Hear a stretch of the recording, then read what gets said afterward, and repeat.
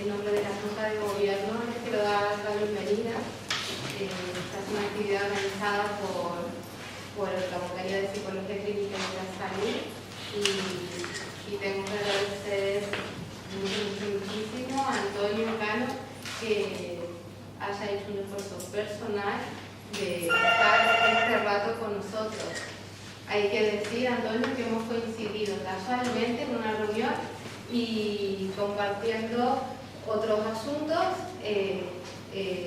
descubrimos que venía aquí y él generosamente se ha estresado en su agenda personal, porque lo ha traído a la gente del Servicio Canal de Salud, que están por aquí, y a trabajar con ellos mañana en Tenerife y pasado de Las Palmas, y nos ha hecho este hueco para los colegiados y colegiadas de Cóctel Elite. Todos conocemos tu currículum y decir que es un catedrático de lujo en nuestras universidades españolas y que entre tantas cosas que él escribe hace muchos años, en este último tiempo está trabajando en un proyecto como investigador principal de la psicología, que se llama SICAP, que se trata del psicólogo en atención primaria. Tenemos datos, resultados preliminares y muchas otras cosas que nos puede contar esta tarde. Gracias, Antonio. Muy bien, muchas gracias. Bueno, tengo que corregirte. En realidad la generosidad es del gobierno canario, que es quien me trae y quien paga mis gastos. Y me ha invitado pues, a dar dos conferencias sobre la depresión, que el día 7 es el Día Mundial de la Salud y este año se va a dedicar a la depresión porque ya es la primera causa de discapacidad según algunos parámetros. Y entonces el gobierno canario va a celebrar el Día Mundial de la Salud pues, con el lema de la Organización Mundial de la Salud de hablemos de la depresión.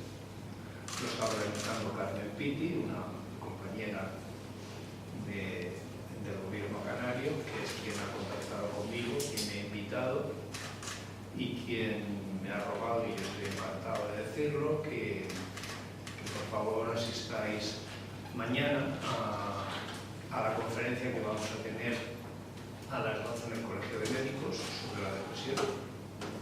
Si queréis estar también a la de Las Palmas, es el día 7 también en el Colegio de Médicos.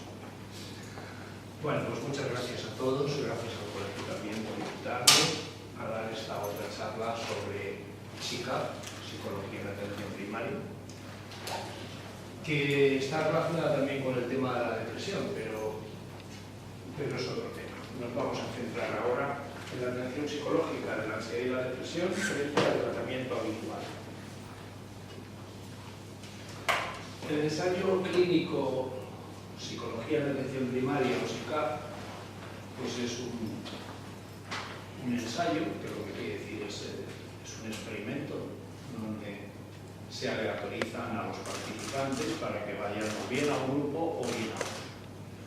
De manera que, aunque los participantes en su gran mayoría hubieran deseado todos tener psicólogo, pues solo lo ha podido tener el 50%, y rigurosamente se ha hecho por sorteo quién iba a un grupo y quién iba a otro. En un grupo iban a tener psicólogo, en otro grupo iban a seguir con su médico de atención primaria, con el tratamiento habitual, que por lo general es un tratamiento farmacológico, aunque a veces pues, se incluye, por ejemplo, pues, un grupo de relajación llevado por una enfermera o otras actividades de apoyo a ese tratamiento farmacológico habitual. Bien, el promotor de este ensayo es Psicofundación, es la fundación de nuestro Consejo General de la Psicología, de la Fundación Española para la Promoción, Desarrollo Científico y Profesional de la Psicología. Yo soy el investigador principal, pero los datos que vamos a presentar pues son la labor de muchas personas voluntarias. Casi nadie cobra en esta experiencia y somos unos 200, de los cuales unos 170 son médicos y unos 30 somos psicólogos. Hacer un ensayo es muy complicado porque lleva una legislación muy detallada para todo. Y entonces se puede tardar un año tranquilamente en conseguir los permisos. Cuando ahora me preguntan los periodistas, ¿y por qué no se hace en Canarias? Pues a lo mejor no lo podemos hacer en Canarias porque no tenemos recursos para hacer algo tan costoso como es un ensayo, donde la mayoría de la gente no cobra y todo es tan costoso como conseguir un permiso. Conseguir un permiso puede llevar un año, tranquilamente. Bien, la financiación que hemos tenido pues, es por un lado Psicofundación, Colegio de Psicólogos de Madrid, a través de Psicofundación ha pagado a 2 psicólogos a tiempo parcial, a 2 psicólogos especialistas en psicología clínica, que es lo que exige la legislación actual. La Fundación Mutua Madrileña nos ha dado una ayuda y también el Ministerio de Economía y Competitividad a través de su Secretaría de Estado de Investigación, Desarrollo e Innovación. Está registrado el ensayo en los registros internacionales y hay pues, mucho control, mucho rigor en todo lo que se haga en ese tipo de investigación. Al hacer una revisión fundamental por qué es necesario hacer este tipo de estudios, pues hay datos tan relevantes como este.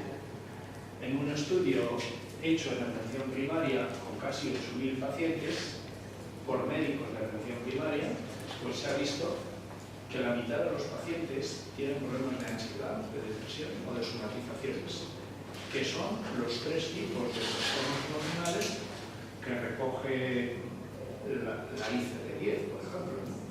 Y que de hecho pues, en las consultas de atención primaria se observan que van juntos, porque muchos tienen comorbilidad.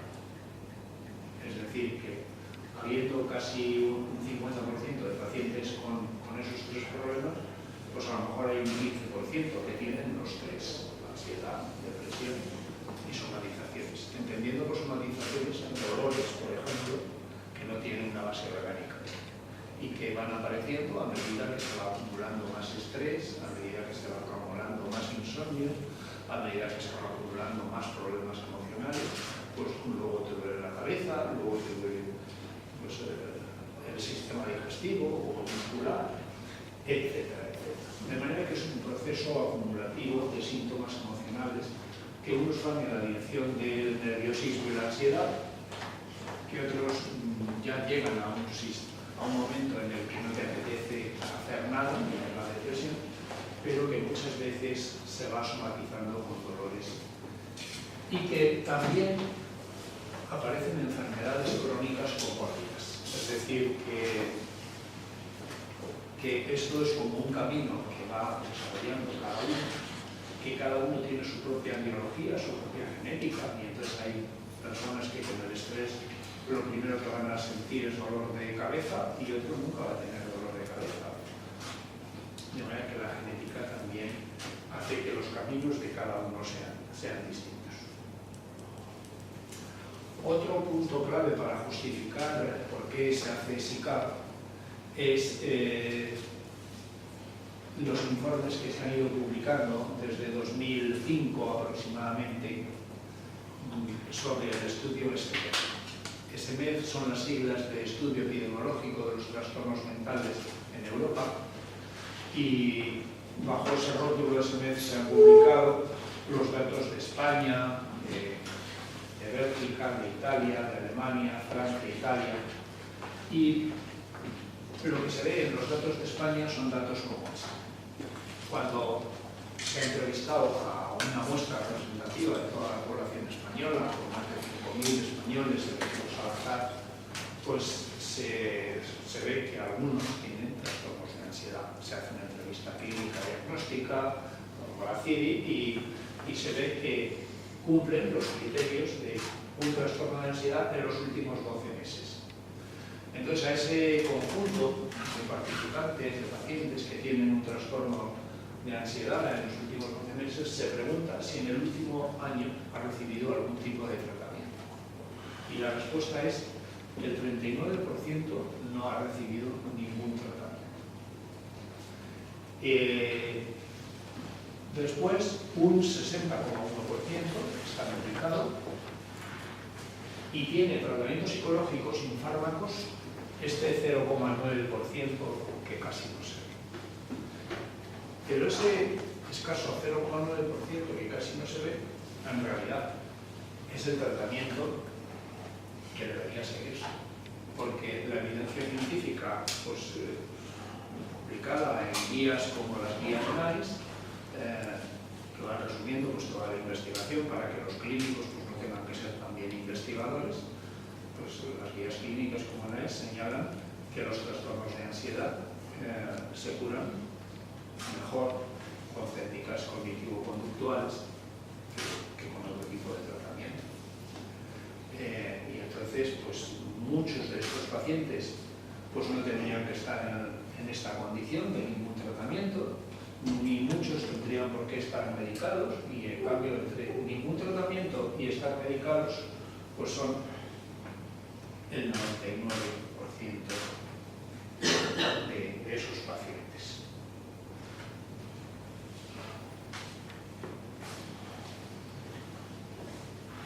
Esto está asociado también con datos administrativos, datos del gobierno y de las comunidades autónomas sobre consumo de psicofármacos.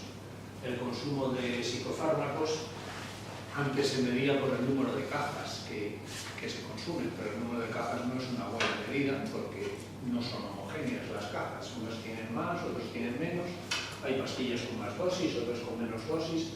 Entonces al final se mide el consumo de fármacos por el número de dosis definidas. Entendiendo por dosis definidas la cantidad de miligramos de un producto que toma un paciente. Un paciente que tenga un trastorno de ansiedad, tiene que tomar, ha prescrito que tome una determinada cantidad. Y entonces eso es una dosis. Entonces, para cada principio activo, hay una dosis de miligramos que es distinta para cada principio activo. Pero luego, cuando decimos que en 2014, para los hipnóticos y los sedantes, los somníferos, se han consumido 30,6 dosis definidas por 1000 habitantes cada día, eso se puede entender como que hay una media de 30,6 pacientes por cada 1000 de media. Una media de 30,6 pacientes por cada 1000. Que equivaldría también a decir que hay un 3% de personas que todos los días se tomarían una dosis para dormir. Todos los días. Como no todo el mundo toma las pastillas diarias, esa media de 3 es engañosa. A lo mejor ahí, en vez de 3, hay un 9 más, 3 veces más. Bueno, lo que vemos para las pastillas para dormir es similar para los tranquilizantes y las benzodiazepinas. Los tranquilizantes, la guía NICE recomienda que no se prescriban y que si se prescribe por una subida aguda de ansiedad, no se mantengan más allá de 3 o 4 semanas. Porque al cabo de 3 o 4 semanas, esos fármacos ya no van a ser tan eficaces como al principio y van a producir adicción. Se produce habituación y se produce adicción. Y entonces hay personas que llevan 20 años tomando esas medicinas cuando realmente no deberían haber pasado de 3 o 4 semanas. Esa es la situación que tenemos hoy, y en datos de SMED se decía que, datos que ya han quedado pasados, que el 11% de la población consumía benzodiazepinas. El 11%. Pero si recurrimos a encuestas más recientes, encuestas publicadas en el 2016 con datos del 2015, vienen a señalar que cuando se hace una pregunta en la Encuesta Nacional de Salud que dice ¿En las 2 últimas semanas ha tomado usted alguna pastilla para la ansiedad o para dormir? Pues es un 19% de la población. Un 19% de la población consume este tipo de fármacos o este. En las 2 últimas semanas, y población de 15 años o más, es decir, toda la población prácticamente, si quitamos a los menores de edad. El caso de los antidepresivos es un principio activo más reciente, los registros parten del año 2000, pero igualmente han crecido en menos tiempo, se han multiplicado por 2,5 su consumo. Y si sumamos los 3 principios activos, los antiestrés, pues lo que nos da es una media de 158,3 dosis diarias por 1000 habitantes. Dosis definidas diarias por 1000 habitantes. ¿Y eso qué significa? Pues significa que el 16%, casi el 15,83, el 16% de la población, todos los días se toma una dosis suficiente para un trastorno. Entonces, bueno, son unas cifras muy importantes que nos convierten, por ejemplo, pues en este principio activo nos convierte en el segundo país del mundo en consumo. Solo nos gana Portugal, que nos duplica.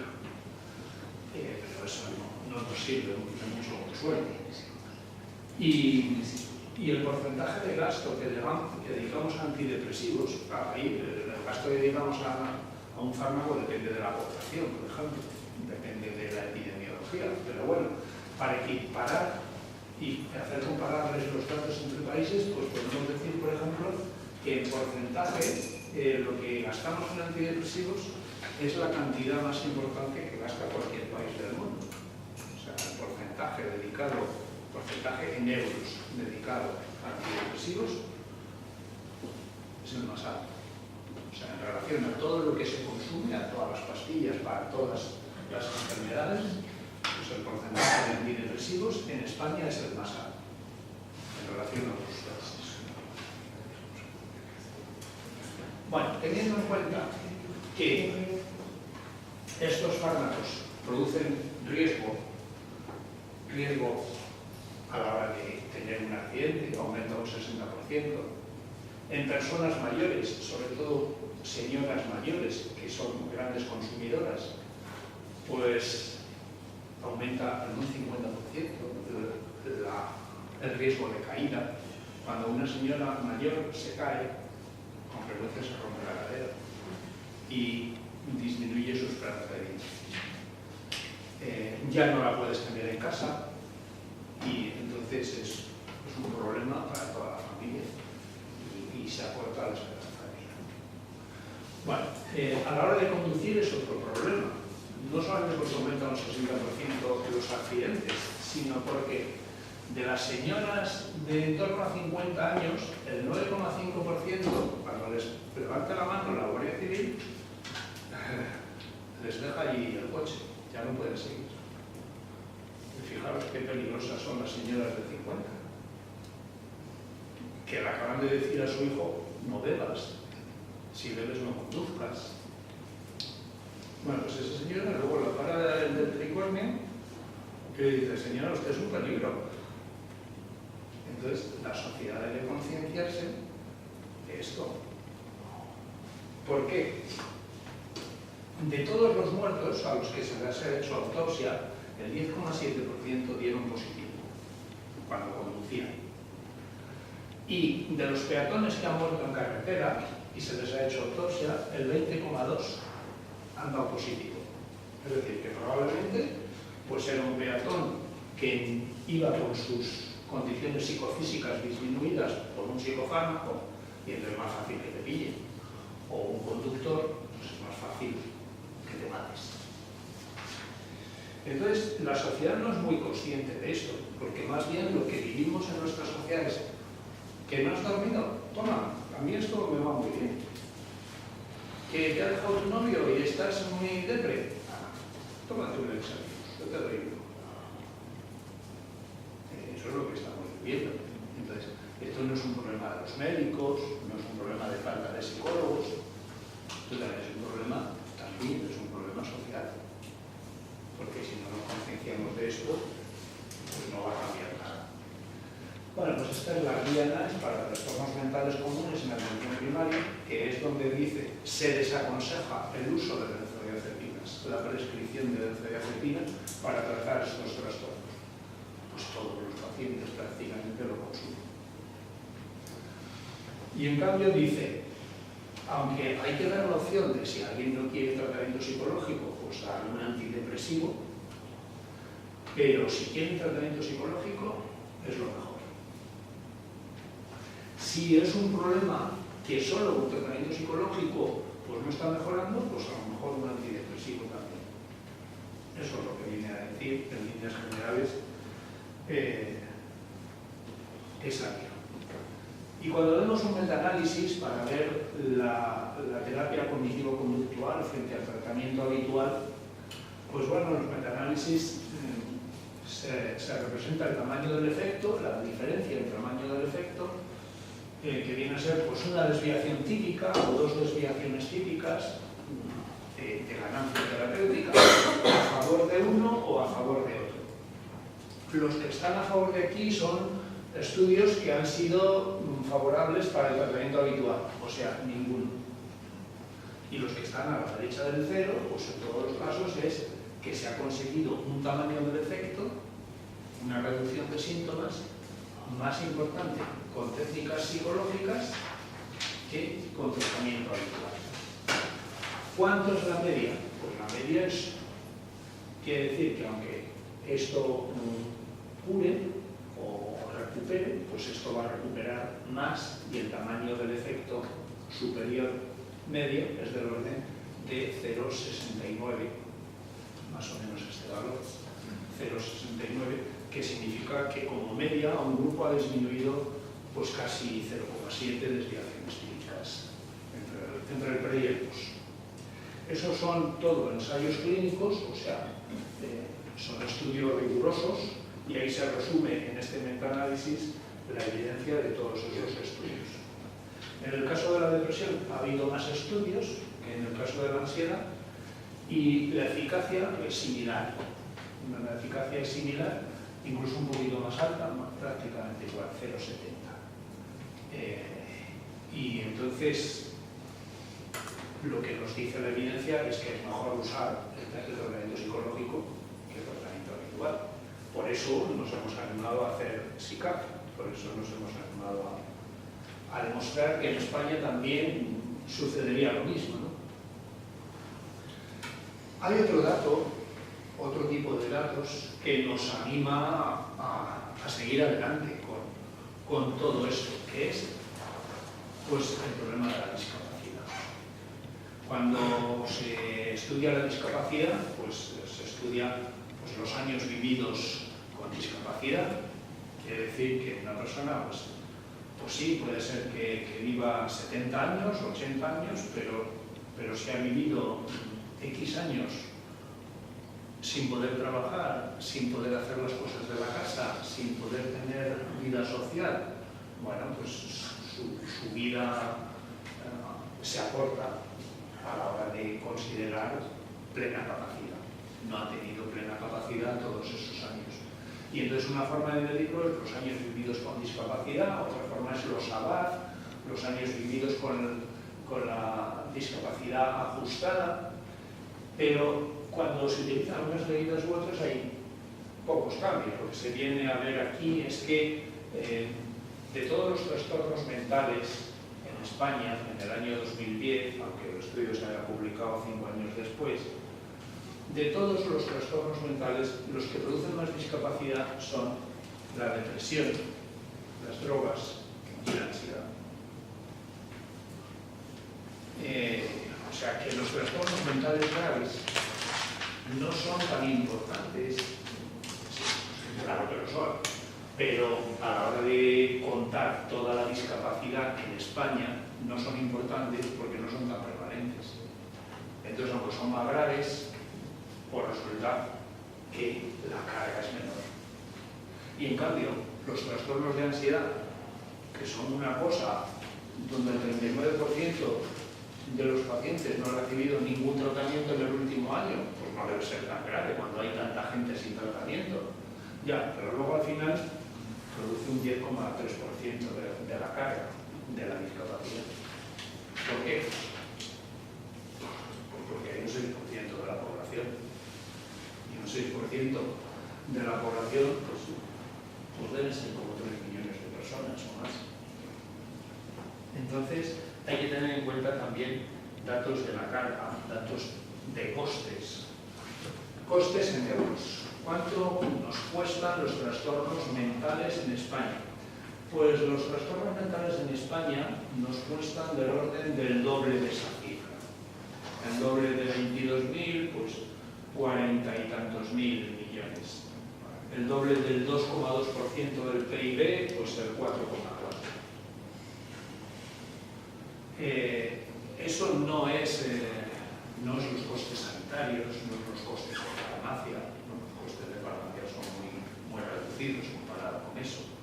Por ejemplo, de todos esos fármacos que hemos visto antes, cifras, todos esos fármacos suponen 700 millones al año.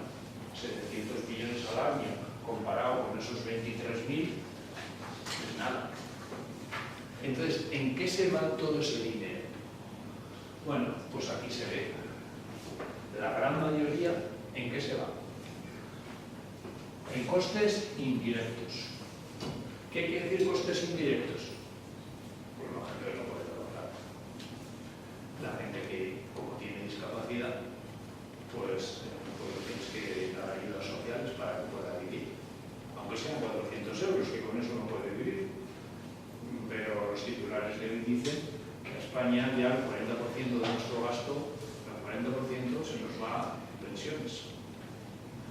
Y luego hay datos que dicen que las personas estas que tienen ansiedad y depresión, que eso no es nada, pues a los 49 años hay algunos que están jubilados con 49 años y con una pensión de 20.000 euros.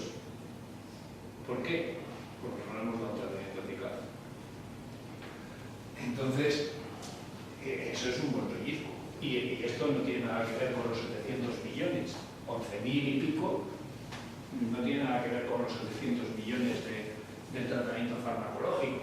Entonces, claro, hay una forma muy corta de ver el problema, que es decir, bueno, los problemas de ansiedad no son nada. Se les da unas benzodiazepinas que salen baratísimas y ahí los tenemos entretenidos. Pero bueno, ahí estamos entretenidos, pero mira por dónde sale el problema. Entonces, en resumen, ¿por qué hemos hecho SICAP?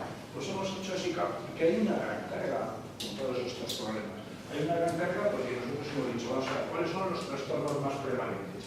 Pues ansiedad, depresión, somatizaciones, que suponen la mitad de los pacientes que van a atención primaria.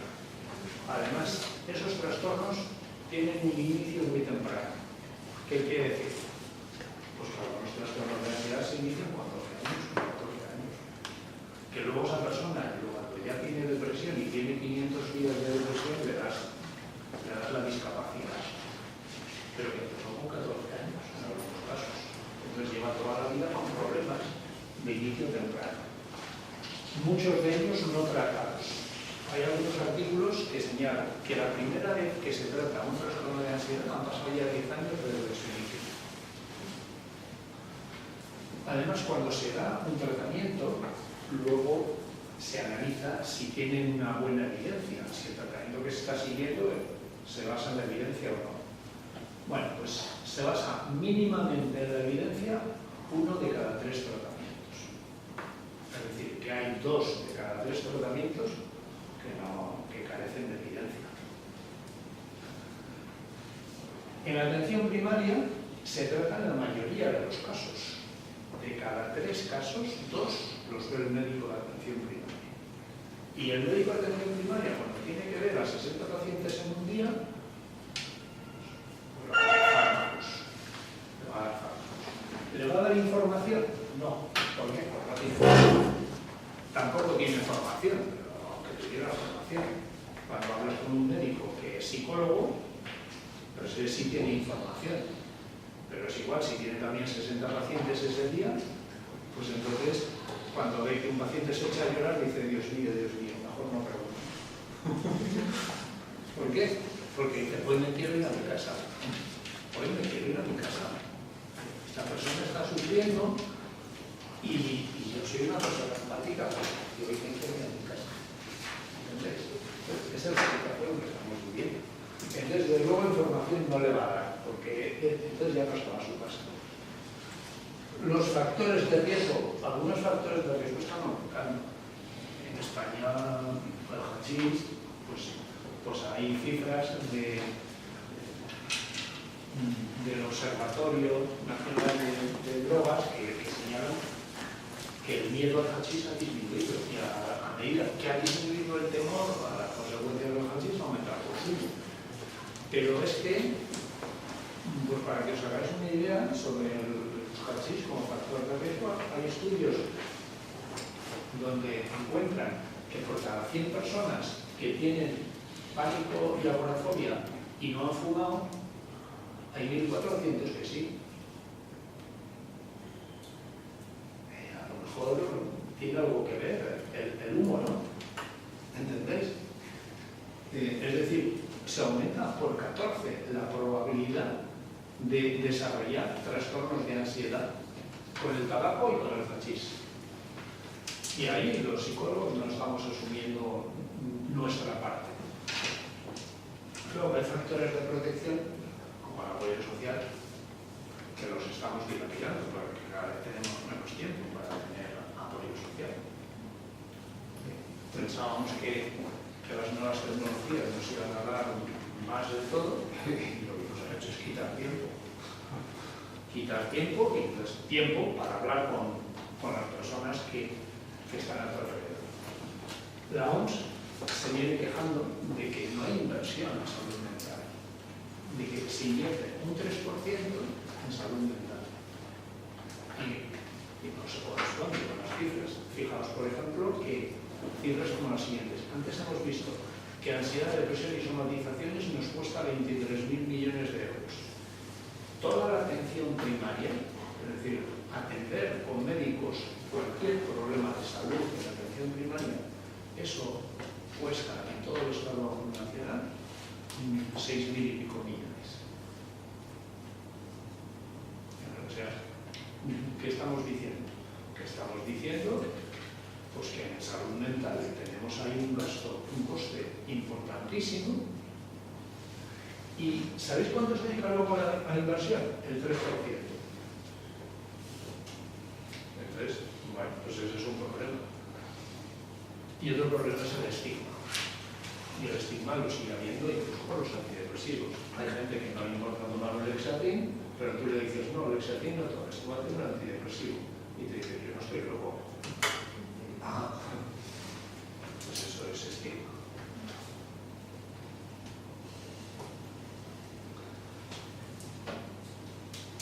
Nuestros amigos del Reino Unido, desde el año 2008, ya han hecho el cambio que nosotros defendemos que se haga en nuestro país. ¿Y qué es lo que nos cuentan? Con títulos como este: Why more psychological therapy will cost nothing. ¿Por qué duplicar el tratamiento psicológico costaría nada? Se dicen a sí mismos cuando ya están tratando a 500.000 de personas casi al año. Y ahora dicen, pues si podríamos tratar 1 millón y nos costaría nada. ¿Por qué tratar al doble, que exigiría algún tipo de inversión? Costaría nada. Pues mira, es muy fácil, os lo vamos a explicar en este esquema. Hay dos tipos de pacientes, los jóvenes y los mayores. Los jóvenes tienen ansiedad, depresión y discapacidad, y los mayores ya tienen de todo, diabetes, enfermedad cardiovascular, etc. Vamos a analizarlo porque cada uno tiene sus costes y sobrecostes. Los mayores que tienen depresión tienen unos sobrecostes de 2.000 libras. Si les damos tratamiento psicológico, que ahora nos lo estamos dando, esa es la propuesta de este artículo, por lo menos la mitad se van a curar, porque esas son las cifras de IAPT, de todo este movimiento en el Reino Unido. Y con que se curen la mitad nada más, pues resulta que las 2.000 las 2.000 libras se habrán recuperado en cuestión de 8 meses. O sea, nosotros invertimos en tratarle con un psicólogo, pero en 8 meses lo hemos amortizado. Y el resto es ahorro. Pues todos los años nos estamos ahorrando 2.000 libras de ese que se ha curado. ¿Y recae? No hay recaídas. El que se cura deja de gastar 2.000 libras al año, a los 8 meses ya has recuperado la inversión que has hecho y el resto es ahorro. Claro, por eso podemos duplicar el tratamiento psicológico con coste cero. Y los jóvenes, que es lo que ya han hecho desde el año 2008, dice, pues había un 5% de jóvenes, cuando nosotros empezamos, había un 5% de jóvenes, pues hasta 48 años, por ejemplo, que tenían unos sobrecostes en ayudas sociales de 650 libras, que es lo que cuesta su tratamiento psicológico. O sea, ¿qué dices? ¿Qué hago? ¿Le sigo pagando ayudas sociales de por vida o le trato? Está muy claro, ¿no? Y entonces los cálculos que hacen es con que se recuperen, no ya el 5, sino el 4% de esos que reciben ayudas, pues en 25 meses ya han recuperado todo el gasto. Y entonces, después de esos 25 meses, pues vendrá un ahorro constante y por lo tanto tratar a más gente costará nada. Bueno, pues es la justificación de por qué SICAP. ¿Y cuál ha sido el objetivo? Pues comparar el tratamiento psicológico con el tratamiento habitual. ¿Qué tratamiento psicológico? Pues hemos revisado la evidencia y hemos visto pues, que las técnicas cognitivo-conductuales tradicionales son las más eficaces, las que consiguen un tamaño de efecto más alto. En concreto, la reestructuración cognitiva, la exposición, la relajación no es tan eficaz, pero hay que aplicar un reductor de ansiedad que no sea un ansiolítico, pues también. Y luego, recientemente, el enfoque transdiagnóstico es de gran utilidad. ¿Por qué? Bueno, pues ahora lo veremos, porque nos permite hacer tratamiento en grupo y entonces nos permite ser competitivos, porque hay que competir con un médico que cada 5 minutos ve un paciente.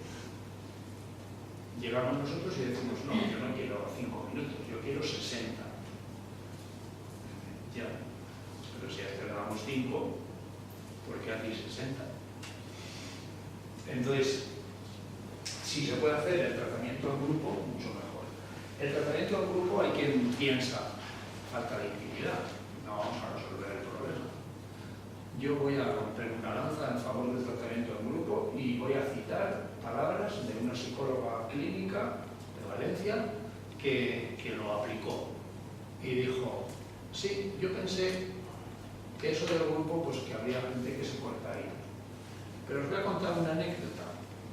Y ella cuenta una anécdota en un congreso y dice, un chico que tenía además fobia social se atrevió a levantar la mano, intervenir, a propósito de una compañera que acababa de hablar y le dijo, pero no te das cuenta que eso que estás diciendo son tus tonterías.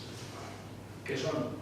Por otro lado, me hace pensar que son pues tan tonterías como las mías, que para mí son tan importantes. ¿Y qué quería decir la psicóloga?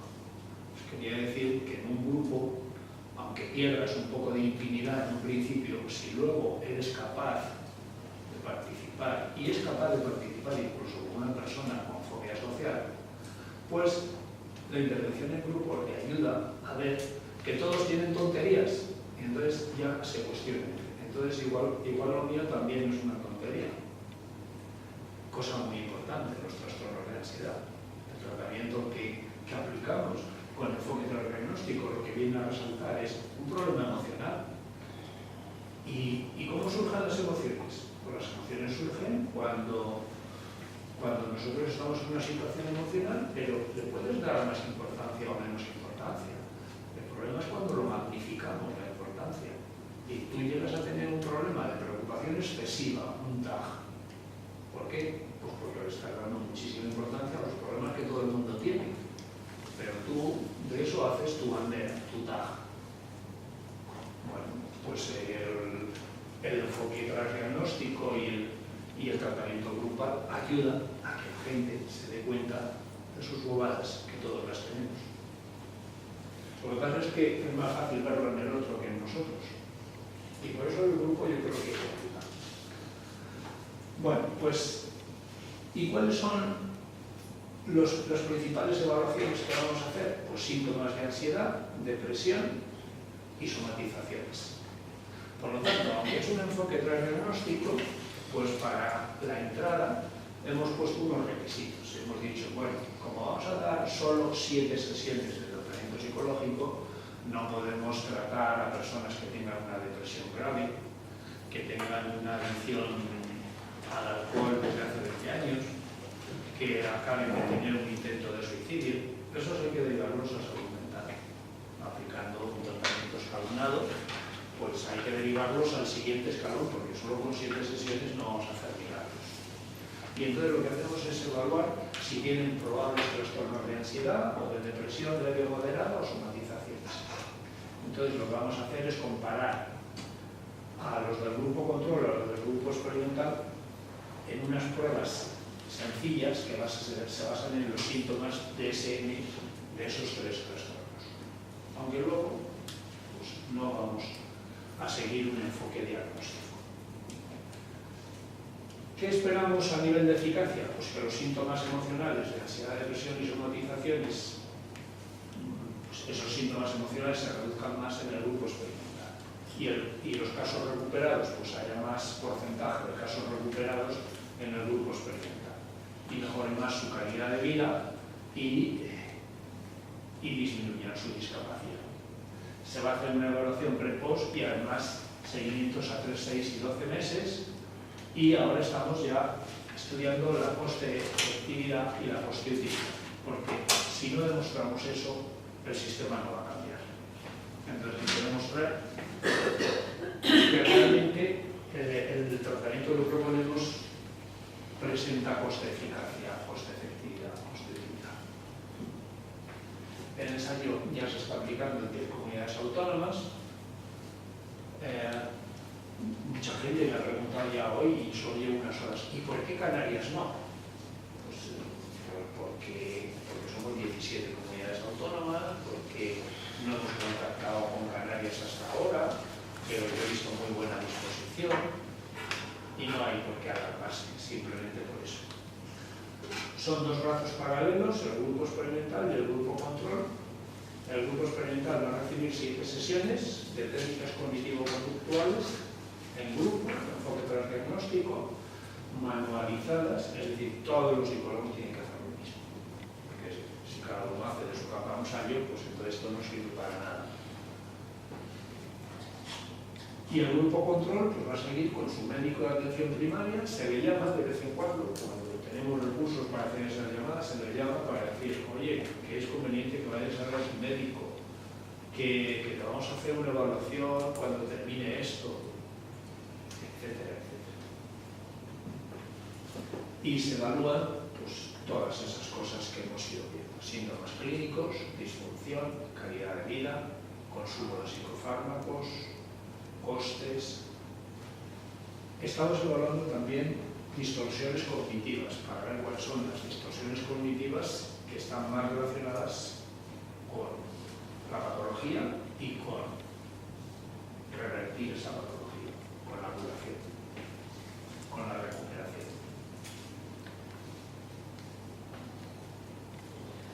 Bueno, y el ensayo SICA, pues se basa en lo que podríamos llamar un aprendizaje emocional, donde los elementos comunes que tienen las personas que tienen, pues uno, pánico, otro, fobia social, otro, trastorno de ansiedad generalizada, pues lo que tienen en común a veces es más importante que las diferencias. ¿Por qué? Porque todos tienen síntomas de ansiedad, síntomas de depresión. Al final uno primero tiene TAG y luego depresión, otro tiene primero depresión y luego tiene TAG, son muy comórbidos. Y los factores causales comunes, pues muchas veces son comunes. Por ejemplo, las distorsiones cognitivas, o los problemas de regulación emocional, o las evitaciones, o la desactivación en el caso de la depresión. ¿En qué se diferencia una persona que tiene pánico de otra que tiene fobia social? Se diferencian muchas cosas, pero las distorsiones son similares. Uno magnifica sus sensaciones de ansiedad y otro magnifica su conducta. Lo estoy haciendo mal, me están evaluando, me van a suspender, me van a rechazar. Y el otro lo que está magnificando es: esto que yo estoy teniendo no es normal. Y a ver si va a suceder qué. Y entonces los dos están diciendo: ¿y si? El uno dice: ¿y si me evalúan mal? Y el otro dice: ¿y si esto es más grave que lo que yo creo o lo que creen los médicos? Bueno, entonces todo eso lleva a fundamentar un enfoque transdiagnóstico. Es decir, hay muchas cosas comunes, tantas que muchas veces cuando se da un tratamiento a un trastorno, mejoran también del otro trastorno comórbido. O sea, se le trata de pánico y pues tiene un beneficio también en fobia social, aunque el tratamiento que se estaba haciendo era para pánico. Es decir, que hay una comunalidad de síntomas, de causas y seguramente de tratamientos. Entonces el enfoque diagnóstico es idóneo para pues tratar las distorsiones cognitivas similares que hay en pacientes que podrían tener distinto diagnóstico, pero las distorsiones cognitivas son similares pero enfocadas en distintos problemas. O cada uno tiene sus estrategias de regulación emocional equivocadas. Pues les enseñamos estrategias de regulación emocional eficaces a todos.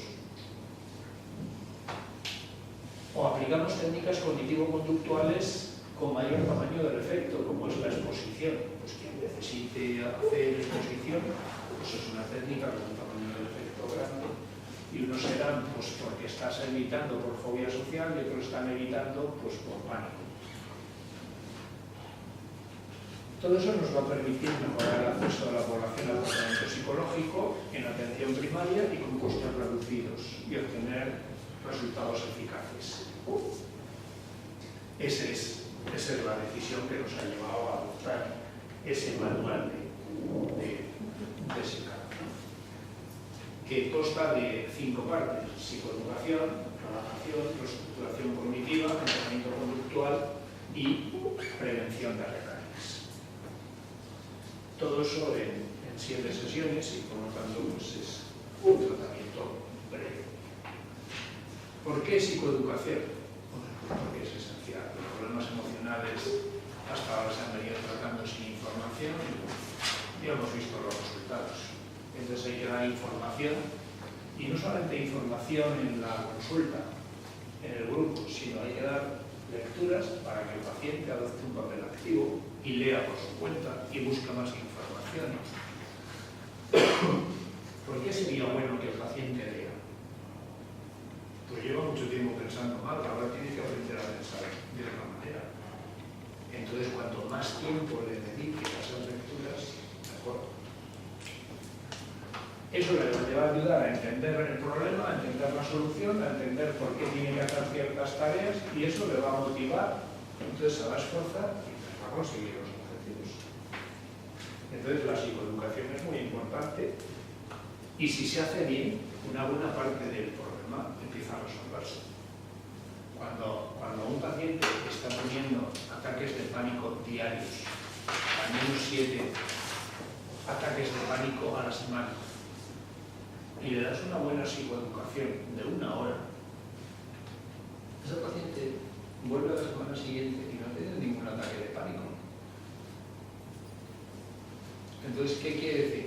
Pues que lleva 7 años tomando ansiolíticos, y los ansiolíticos no han evitado que tenga cada día un ataque de pánico, y la mera información sí reduce los ataques de pánico. No está curada, con 1 hora milagros no existen. Pero si una paciente estaba teniendo 7 de 7 y ahora ha tenido 0 de 7, eso es un progreso.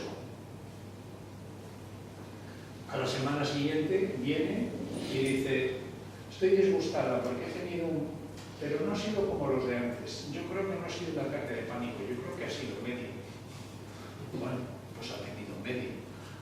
Entonces, si ha tenido medio ataque de pánico en 14 días, antes hubieran sido 14, al menos en 14. Y todo eso se ha conseguido con 2 sesiones de 1 hora, donde da tiempo a hacer psicoeducación y poco más. Y a darle pues, algunas lecturas para que sigan. Y luego es muy importante decirle, mira, los ataques de pánico los provocas tú. Los ataques de pánico los provocas tú. Tu atención está puesta en tu atención, en tus sensaciones. Y tú estás potenciando tus sensaciones. Hoy cuando yo venía en el avión, había una chica jovencita al otro lado del pasillo y estaba viendo Plega, y estaba pensando yo en la atención. ¿Por qué? Porque según estábamos despegando, yo estaba leyendo y Dios, ni me había fijado que ya estábamos despegando. Pero ella estaba diciendo. O sea, tenía puesto el radar para detectar cualquier tipo de cambio, cualquier tipo de sensación. O sea, estás haciendo lo posible por tener un ataque de pánico. ¿Por qué? Porque va a llegar un momento en que tú vas a hacer un círculo vicioso y tus propias sensaciones van a provocar más reacción y más reacción te va a asustar más y cuanto más te asustes ya está cerrado el círculo. ¿Entendéis? Bueno, entonces es muy importante la atención focalizada. Claro, es muy importante, si tú centras la atención es porque le das mucha importancia, porque piensas que realmente ahí puede pasar algo grave. El otro que está leyendo no piensa que vaya a suceder nada grave y no está atendiendo sus sensaciones. Recuerdo otro viaje en otro avión donde la señora que estaba al lado se iba a tomar una pastilla y al final no se tomó la pastilla. ¿Y por qué no se tomó al final la pastilla? Si ya se la iba a tomar y íbamos a despegar. ¿Por qué? ¿Por qué, Juan? Porque estaba hablando. Porque se dirigió a mí y me dijo, yo es que lo paso muy mal, entonces yo le di charla y cuando se quiso dar cuenta ya habíamos despegado, que era lo peor para ella, y entonces ya tiró la pastilla dentro del bolso y dijo, yo no la necesito. Entonces, es importante la atención, muy importante la atención y la ansiedad están muy relacionadas. Y claro, ¿a dónde va la atención? A la amenaza, a lo importante que es negativo. Y claro, entonces uno está leyendo y dice, wow, esto es un vuelo más. Y el otro está diciendo, no, este es el último vuelo.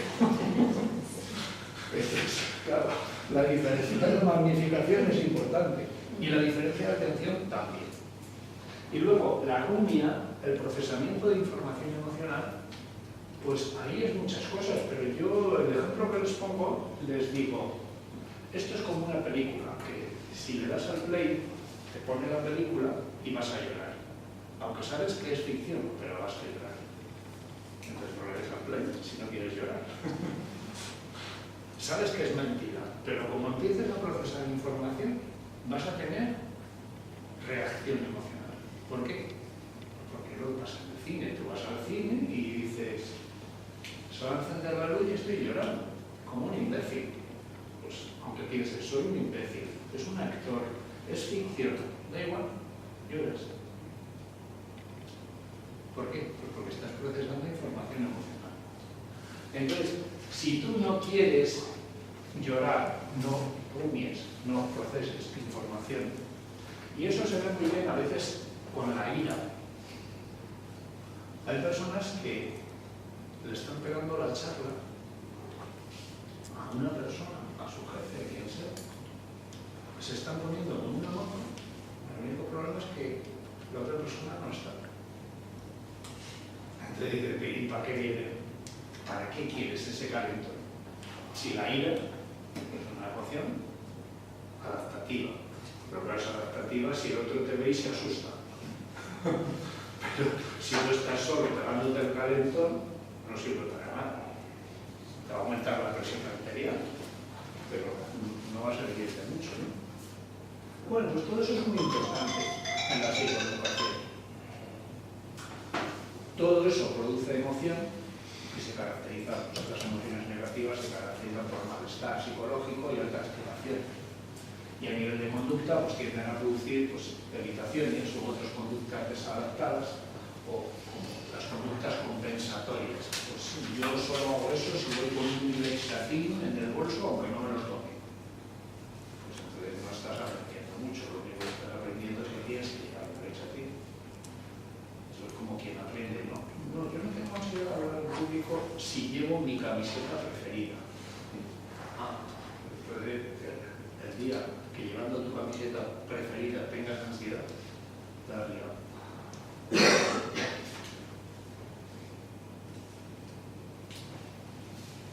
Bueno, pues lo que se le explica es que esto es lo que hay y esto es lo que tiene que conseguir, ¿no? A nivel cognitivo, a nivel emocional, a nivel de conducta.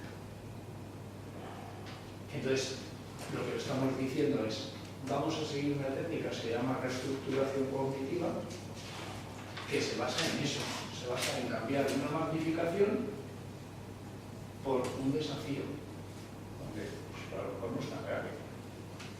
O en vez de darle tanta importancia, pues no le voy a dar importancia. O en vez de atender nada más que la amenaza, pues voy a atender otros estímulos.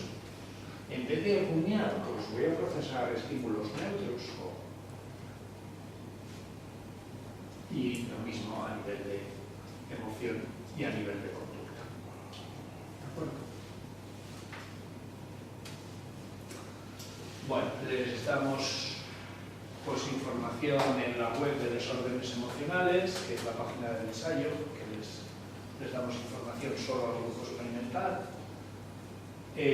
La web de bienestar emocional del Ministerio de Sanidad, que es sobre emociones.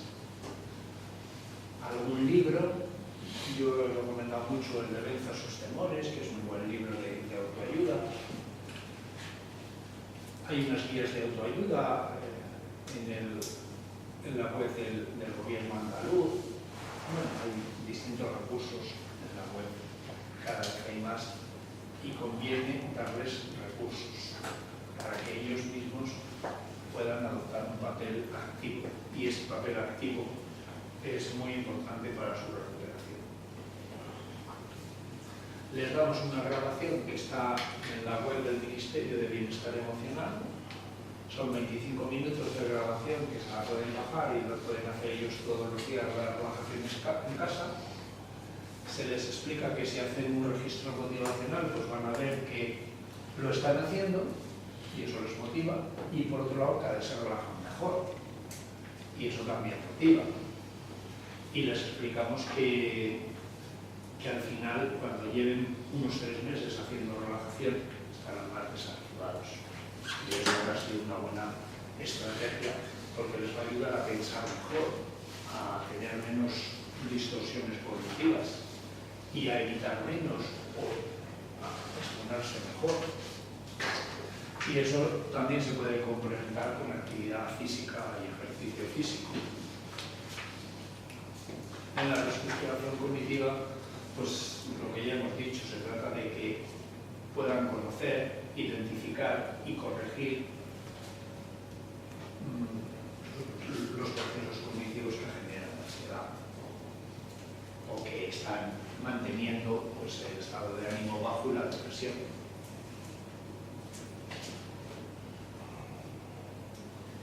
Y en el aprendizaje conductual pues, les explicamos pues, con una gráfica similar a esta que los hábitos se adquieren a base de repetir y que tú cada día haces un poquito y que al final llegas a conseguir el objetivo.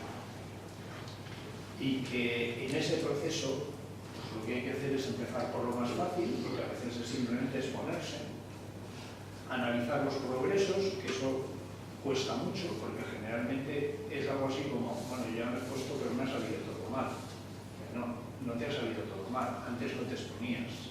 Ahora hay una cosa buena que antes no hacías, aunque todavía tengas que cambiar cosas.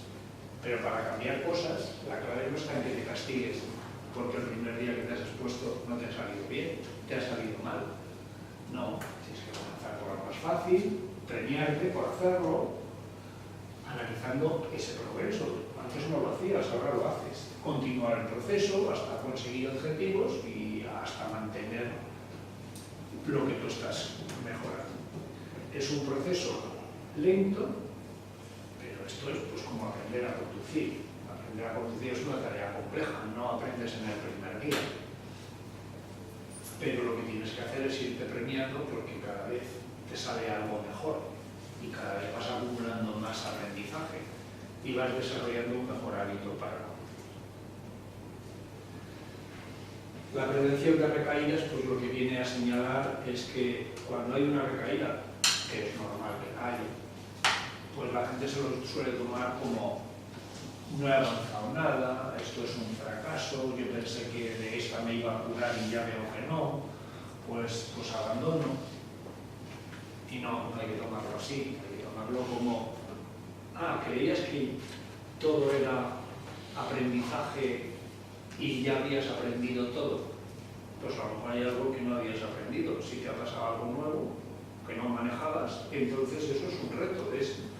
Tienes que descubrir qué es lo que te faltaba y tienes que manejarlo. Entonces es una oportunidad, es un reto y se soluciona haciendo lo mismo que te ha ayudado a mejorar todo lo que has mejorado.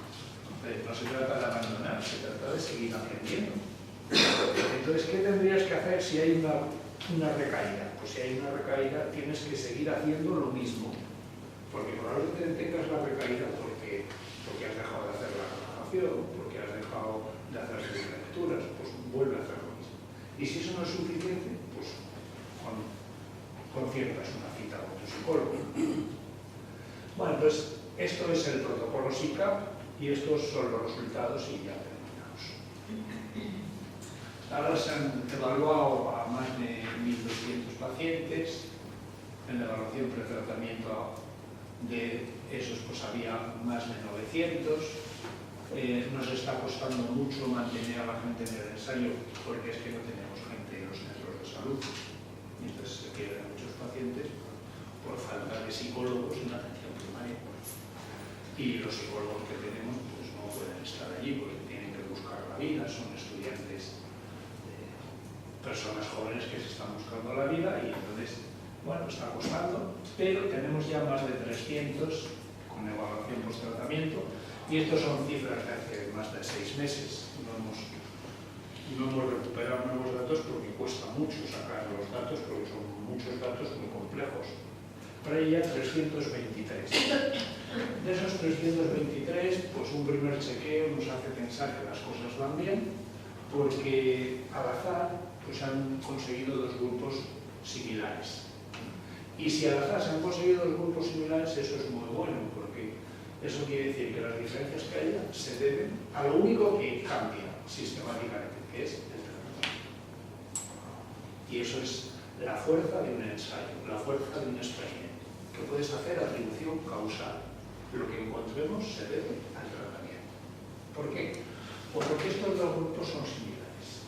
Al azar son similares. Bueno, pues el grupo rojo es el que ha ido con su médico, el grupo azul es el que ha ido con su psicólogo. Son similares en síntomas de ansiedad, en síntomas de depresión, como podemos ver aquí y aquí. Son similares en edad, en porcentaje de mujeres. Y estos son los resultados en recuperación y en intensidad de los síntomas.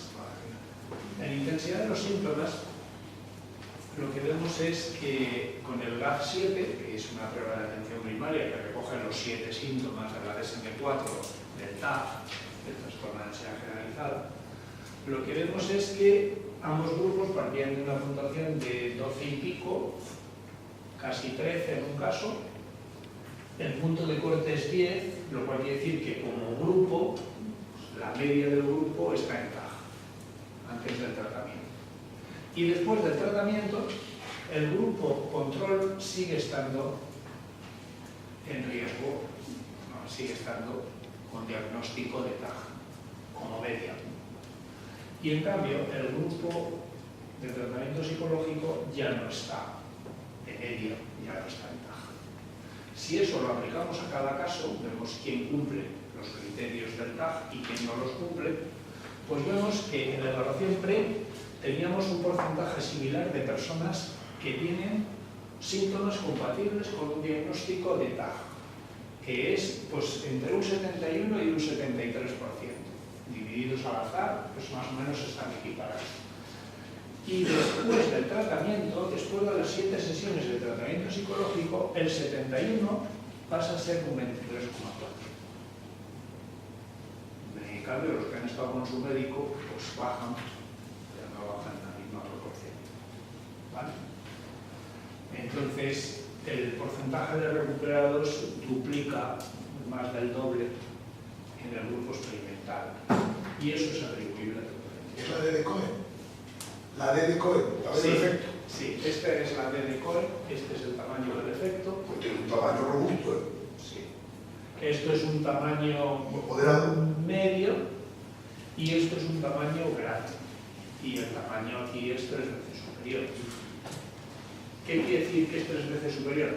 Pues que la reducción de síntomas de este grupo es 3 veces más en trozos de desviación típica, en unidades de desviación típica. Se ha disminuido más de una desviación típica y aquí no ha llegado ni a media.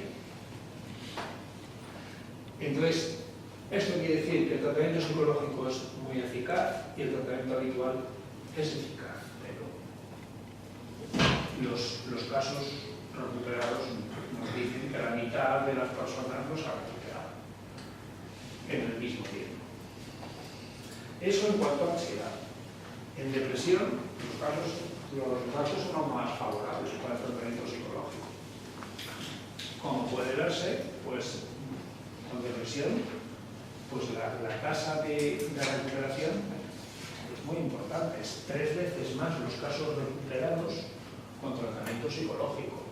Con tratamiento habitual se recuperan el 24,2% y con tratamiento psicológico el 72%, es 3 veces más. Y la D de Cohen, el tamaño del efecto, pues dice que para la depresión el tamaño del efecto es pues, prácticamente pequeño, está ahí entre pequeño y medio, dependiendo del criterio que adoptemos, y en cambio para el tratamiento psicológico es grande. En el caso de somatizaciones es más de lo mismo, aunque aquí pues, el tamaño de la D de Cohen no es tan grande. ¿Por qué? Me han preguntado en alguna ocasión. Bueno, pues quizás porque las somatizaciones tarden más. Quizás porque es un proceso de cronicidad que luego pues, probablemente se tarde un poco más de tiempo. Es decir, que probablemente esta caída de síntomas pueda pasar. También es verdad que de somatizaciones no sabemos ni cómo evaluarlo, ni cómo diagnosticarlo. La DSM-5 se ha cargado todo lo que había en la DSM-4.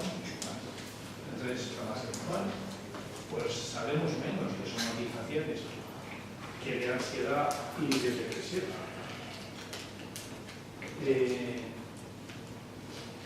Entonces, ¿cuál es la valoración que hacemos de todos estos resultados? Pues que el tratamiento psicológico ha sido mucho más eficaz. En la remisión de casos, el porcentaje es entre 2 y 3 veces más. Y en la intensidad de síntomas, entre 2 y 4 veces mejor el tratamiento psicológico. Y en eso estamos. Ahora estamos viendo el mantenimiento y los estudios de coste-efectividad y coste-utilidad.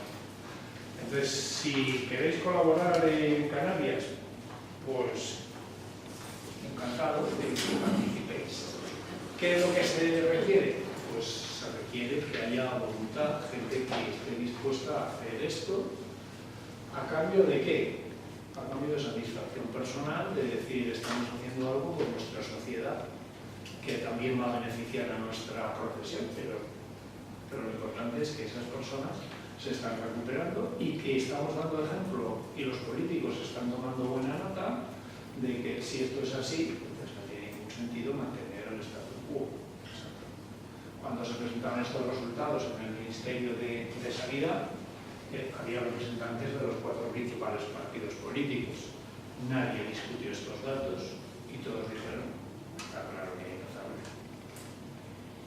Y luego, a continuación, después de mi presentación, habló el director general de Coordinación Sanitaria de la Comunidad de Madrid y dijo, nosotros ya lo conocíamos, nos lo han traído y hemos decidido que vamos a apostar ya por el siguiente estudio, por SICAP2.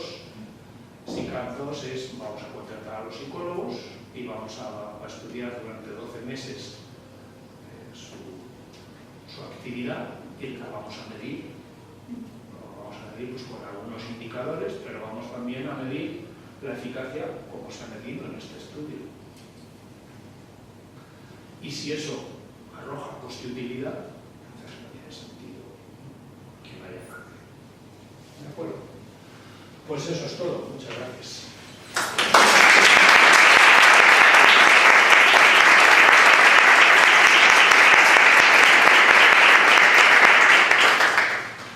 Bueno, pues si queréis hacer preguntas, si tenemos tiempo, yo estaré encantado. Yo lo que quería preguntar, primero felicitarle por su presentación y por la profesional de información. Creo que la gente hace muchos años, pero para otro contexto, y la gente ha pasado principalmente la parte de técnicos, investigadores, pero también la accesibilidad. Lo que quería preguntar, doctor, es el tema que si hay alguna sesión en la que participa algún número de familias que va a ser relevante, por ejemplo, la terapia de grupo, o para llevar a cabo el seguimiento. No, al ser un ensayo clínico hay mucho control. No podemos introducir variables. Todo el protocolo tiene que ser igual en todos los casos, para todos los psicólogos, para todos los pacientes, no podemos introducir cambios. Entonces, no, aunque se nos hubiera ocurrido, que no se nos ha ocurrido, pues no podríamos hacerlo. Por aquí. En cuanto a las somatizaciones, sé que hay poquitos somatizaciones, Sí. sé que hay poquito, pero ¿qué hacéis más o menos para medirlas o cómo? En somatizaciones se emplea el PHQ-13, que son los síntomas del trastorno por somatización. Bueno, en realidad es PHQ-15, pero en España se ha adaptado como PHQ-13, aunque los otros 2 síntomas aparecen en depresión o en ansiedad generalizada. Entonces son 15 síntomas que si aparecen con su máxima frecuencia en las 4 últimas semanas, con que aparezcan 3, entonces se diagnostica un probable trastorno por somatización. Y las somatizaciones más frecuentes son dolores. Pues, cuando uno está nervioso y se prolonga en el tiempo, pues te duele la cabeza, o tienes molestias digestivas, o tienes molestias musculares, o tienes contracturas. En el caso de las mujeres, pues un dolor menstrual que se acentúa.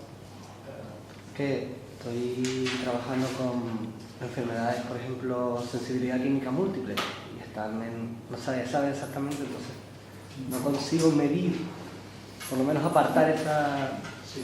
del diagnóstico. En este tema, pues algunos clínicos piensan que la fibromialgia es estrés. Que a lo mejor es un tipo de pacientes con una biología distinta, pero que el estrés está ahí, no lo pone en duda nadie.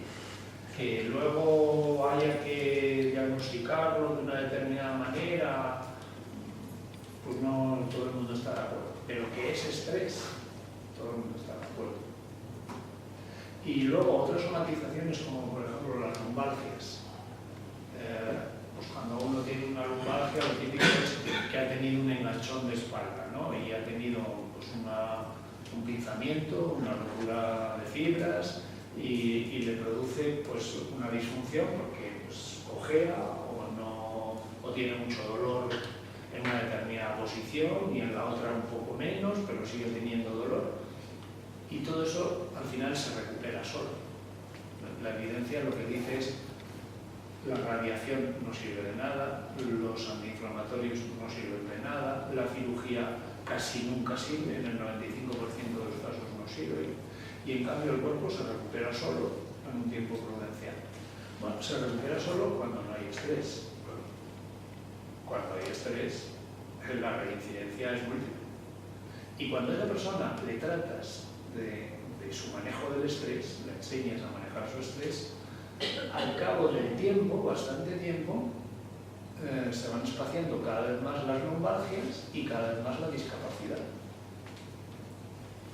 Entonces, bueno, pues ese es el tema.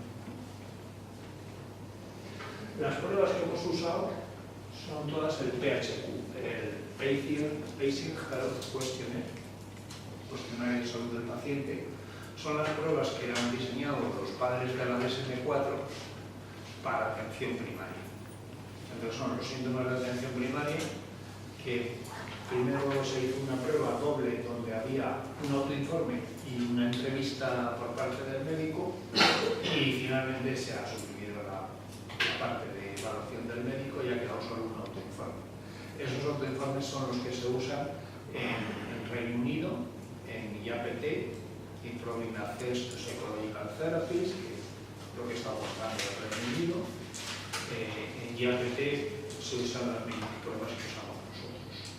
Son pruebas que se responden en una persona de 40 y tantos años, pues esto lo responde en 8 minutos, está contestada todas las pruebas. Y claro, tiene que ser así, porque si el médico tiene 5 minutos, pues las pruebas de atención primaria tienen que ser pruebas de cribado muy cortas. E incluso se ha ensayado a ver si los 7 ítems de ansiedad y los 9 de depresión, 16, se pueden simplificar en solo 2 y 2, 4. Y efectivamente, pues bueno, algo pierdes, pero también se puede hacer. Y entonces al final, con una prueba de solo 4 ítems, pues te diagnostica, vamos, te criba con poco error quién tiene un probable trastorno de ansiedad generalizada y quién tiene un probable trastorno depresivo. Y claro, usamos esas pruebas porque nos permiten una evaluación de síntomas, una evaluación, si quieres, diagnóstica. No es la entrevista clínica, es un autoinforme, pero bueno, hemos hecho un estudio, hay ya una tesis doctoral aprobada de SICAP que consiste en contrastar las pruebas de autoinforme con la entrevista, y hemos visto que los resultados, igual que en otros países, son más que aceptables, y que por lo tanto, en aras de la brevedad y la economía, se pueden usar esas pruebas, que son pruebas que cometen un pequeño error, no diagnosticas a todos, no pillas a todos los posibles, pero fallan muy pocos, te pilla al 90%, y luego de los que detecta como probables, pues a lo mejor son falsos pues un 10%. Entonces, bueno, bastante afectado. En los resultados se veía, o en los pacientes se veía, yo que no soy psicóloga, se veía la antigüedad, digamos, del trastorno de ansiedad. O sea, si no podía ser persona que llevaban, como decía antes, 10 años, digamos, en un tratamiento adecuado. Sí. La cronicidad del trastorno hace que el tratamiento sea más difícil en cualquier enfermedad, no solamente en problemas mentales, en cualquier enfermedad. No es lo mismo que cuando tú empiezas a tener un problema, te informes de tu problema, le pongas el mejor tratamiento posible, aunque no se cure, pues no se recupere, pues al menos que estés haciendo algo por mantenerlo, o que directamente lo ignores o no hagas nada o hagas lo opuesto de lo que tendrías que hacer. Eso siempre es así en cualquier problema. Y por lo tanto los problemas de ansiedad, los problemas de depresión también. Cuando tú tienes un paciente con pánico que ha tenido muy pocos ataques de pánico, pues el pronóstico es muy bueno. Cuando tienes un paciente que lleva 40 años con ataques de pánico, ya no es tan bueno, porque son 40 años. ¿Que le va a ayudar tu tratamiento? Sin duda. ¿Que se va a curar? Ya depende de, entre otras cosas, depende de por qué lleva 40 años con un problema que tiene remedio. Que no solo es el sistema, no solo son los tratamientos, es que a veces también depende de uno mismo. Depende de uno mismo. Como lo de fumar. Fumar también depende de nosotros, no solo depende de las campañas de promoción de la salud y cosas por el estilo, también depende de ti mismo.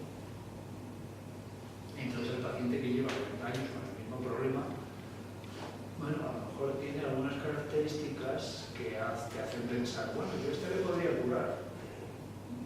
Bueno, sí, pero no se ha curado 40 años, ¿eh?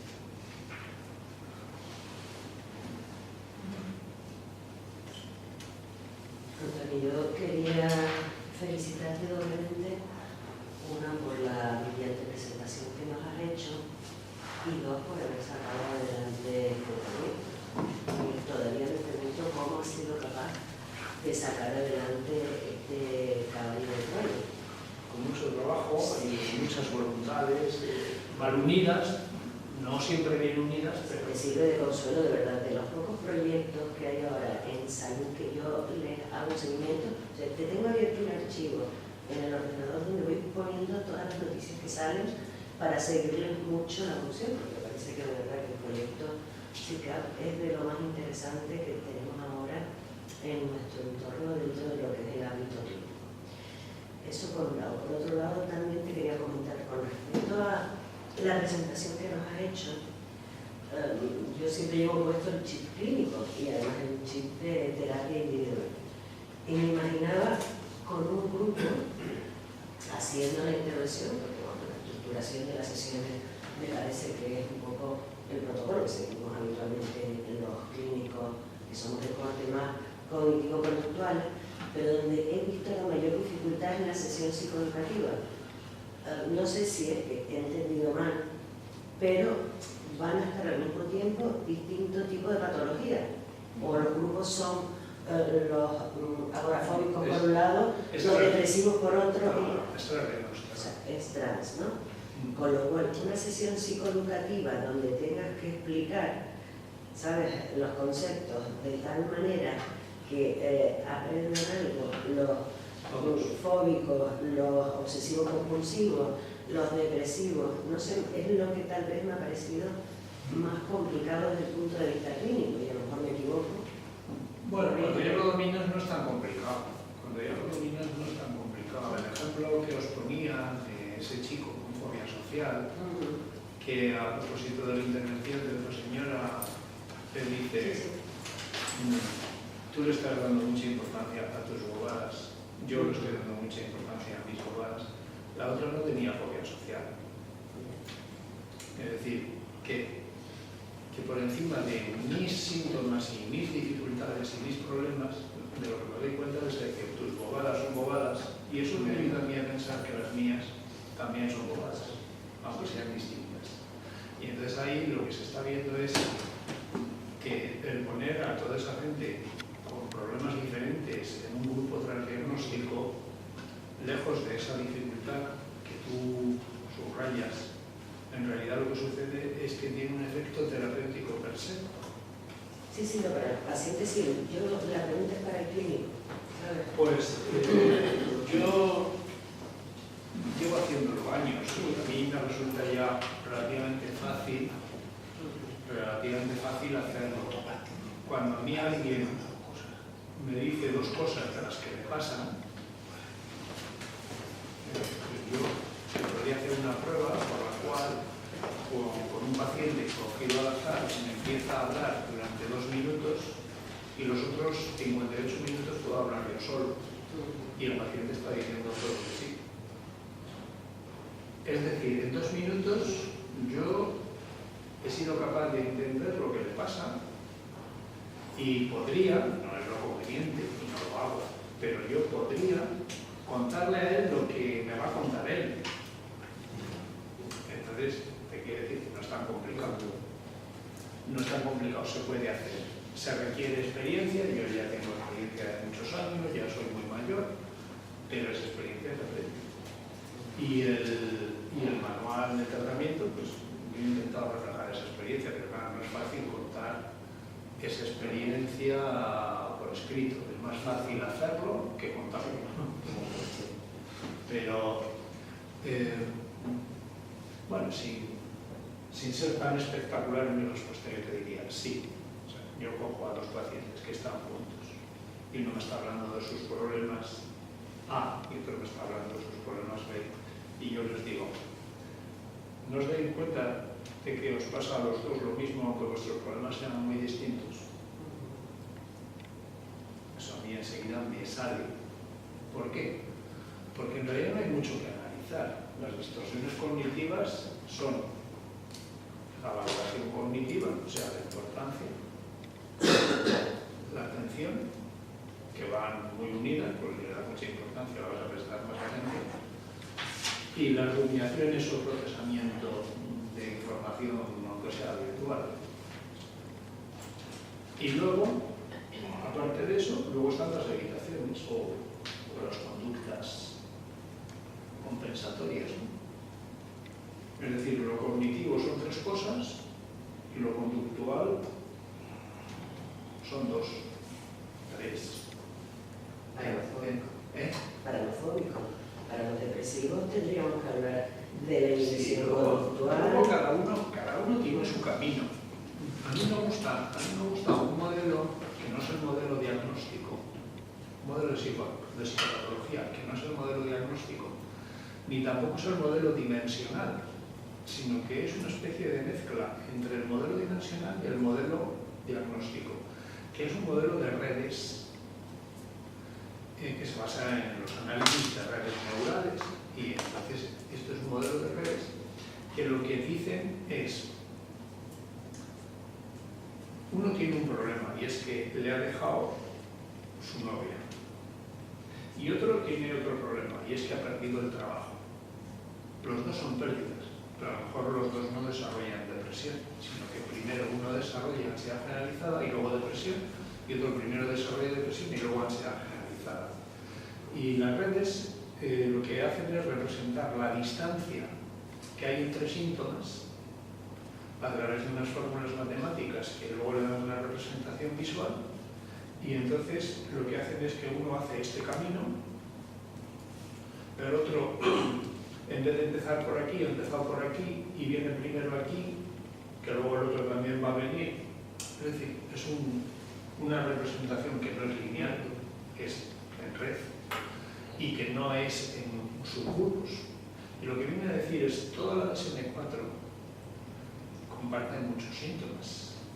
Y lo que nosotros defendemos es que a esos síntomas se llega por desarrollo, por aprendizaje, por evolución, pero cada paciente tiene su propio desarrollo, en el sentido de que pues a lo mejor no tienen todos los mismos síntomas, aunque a medida que pasa el tiempo tienden a tener más síntomas todos y por lo tanto hay más comunalidad. Y luego cambia la trayectoria de cada uno, pero al final se parecen bastante. Entonces, a mí me gusta ese modelo que habla de una trayectoria personal, donde tú no puedes predecir del todo solo con que te digan en 2 minutos algo, no puedes predecirlo, porque te pasas de listo. Entonces cuando tú crees que iba a ir por ahí, dices, vaya, no había tenido en cuenta que también se puede ir por allí, que te da un rodeo. ¿Entiendes lo que te quiero decir? Pero al final, lo que tú te das cuenta es que los trastornos mentales se pueden entender de forma diagnóstica, como subgrupos, pero esos subgrupos están muy relacionados unos con otros, hay mucha comorbilidad. Se pueden entender de una manera dimensional, y entonces hay quien tiene más ansiedad y otros menos. Pero el que tiene ansiedad también tiene depresión, más o menos. Y entonces al final tú, con un modelo, con otro modelo, vas captando la esencia de los trastornos, la esencia de lo que le pasa a las personas, lo vas captando con distintos modelos. Eso te enriquece. Y eso te permite luego ofrecer a cada paciente a veces su propio modelo. Es decir, tú estás hablando con un paciente de estrés y le das el modelo de Lazarus. Y con otro paciente estás hablando de depresión y le das el modelo de Beck. Y con otro paciente estás hablando de agorafobia y le hablas de evitación sobre todo. Pero todos los integras tú. Lo que pasa es que no es fácil esa integración luego a la hora de contarla, pero tú lo tienes muy bien integrado y tú eres capaz de explicártelo. Y en la medida de lo posible, pues también es capaz de hacerlo entender. Porque yo no he sido psicólogo clínico en SICAP, pero los resultados que se han conseguido son personas que se han formado con el manual que yo he escrito. Entonces, yo creo que el manual se está aplicando y yo creo que el manual está ahí y que se han conseguido los resultados esperados. Y que por lo tanto, pues la transmisión, aunque sea de información, aunque sea difícil, es posible. ¿El manual no lo tiene? No, no está publicado. ¿No está publicado? No. El manual de SICAP es el manual que utilizan los psicólogos clínicos que están en el ensayo y no está publicado. No lo puedo pillar. ¿Tenemos que lo publique? Sí, es una de las cosas que tengo pendientes.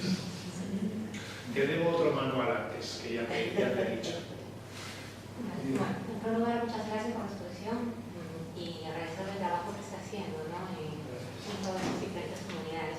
Yo tenía una duda en relación a lo que es el perfil de la persona que se hace cargo de aplicar este programa. Si nos puedes describir un poco más y si más adelante para un SICAP 2 o en esta continuación de esta investigación ha pensado considerar variables como por ejemplo la experiencia, los años de experiencia que tiene, quién aplica la intervención, la formación, si ha pensado considerar eso. Nosotros estamos haciendo lo que podemos, se pueden hacer muchas más cosas, pero a lo mejor incluso se puede hacer nada, es decir, que a lo mejor SICAP 2 no debe existir, porque hay muchas posibilidades y hay muchos riesgos.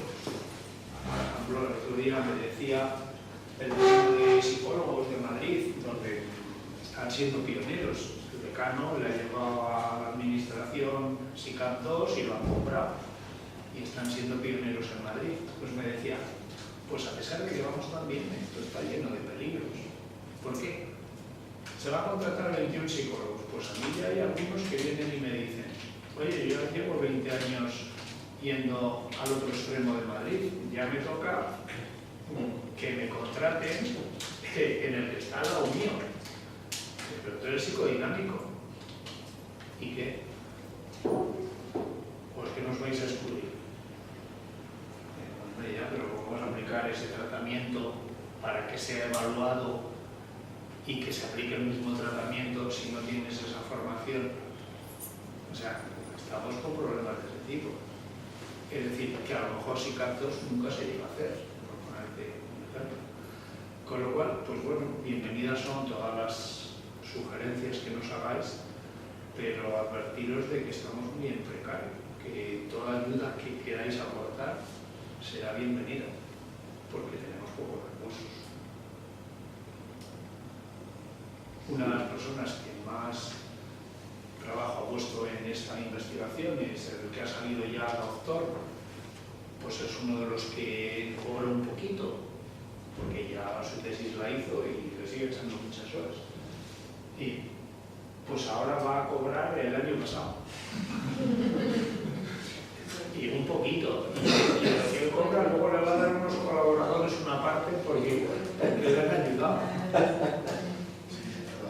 Esa es la situación.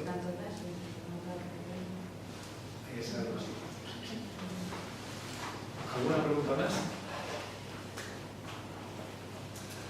Bueno, pues si no hay más preguntas, a mí me gustaría que le dierais un aplauso a Carmen Pitti, que es la culpable de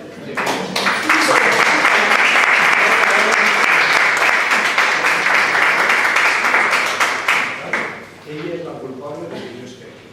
Y luego yo soy el culpable de la charla.